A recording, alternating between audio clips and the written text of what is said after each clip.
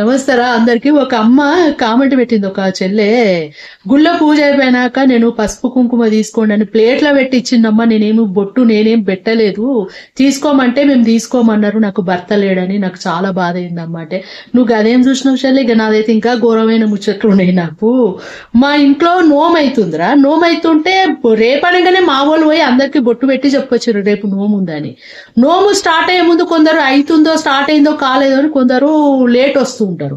మా అత్తమ్మ ఏం చేసింది, వెనకాల పోయి లేదు శారదా వాడకట్టోళ్ళు దగ్గర ఉన్నోళ్ళు చెప్పినప్పుడు నోము స్టార్ట్ అయిందంటే సరే అని నేను పోయి చెప్పిన. కానీ నన్ను ఎవ్వరు అనకపోతుండే, ఒక్క ఉండరా, ఆమె ఎప్పుడు నన్ను ఏదో ఒక మాట అంటుండే. నేను పోయి అమ్మ అత్తమ్మ రమ్మంటుంది నిన్నంటే, ముఖం పట్టుకొని నీకు భర్తలేని దానివి నువ్వు వచ్చి చెప్తావేంది నాకు, మీ ఇంట్లో ముత్తైదువులు లేరా అని ముఖం పట్టుకొని అన్నదిరా. ఇదే క్యాండిడేట్ బతుకమ్మ కాడ కూడా. ఇప్పుడు మా అత్తమ్మకు చేత కాదు, బతుకమ్మ చేసినాక మా అత్తమ్మనే గౌరమ్మని పెట్టి నాకు చేతికిచ్చి పంపిస్తుండే ఆడ చెరువులో వేసినా పోమ్మని.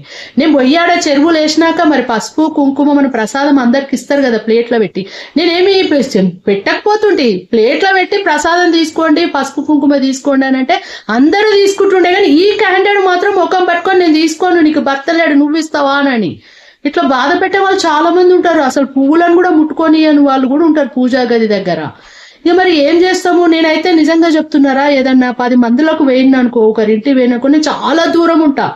ఎందుకంటే ఎవరు ఎటువంటి వాళ్ళో మనకు తెలియదు, ఎవరికి వాళ్ళ ఆలోచనలు వాళ్ళకు ఉంటాయి. మనం పోయి ముందు నిలబడ్డాం అనుకో, ఏదైనా ఒక మాట అంటే మనకు బాధ అవుతుంది. అవసరమా? కానీ నా ఇంట్లో నేను మాత్రం అన్ని ఘనంగా చేసుకుంటా, ఒకరింట్లో మాత్రం నేను ఆవిడ దూరం ఉంటారా, రియల్ గా చెప్తున్నా.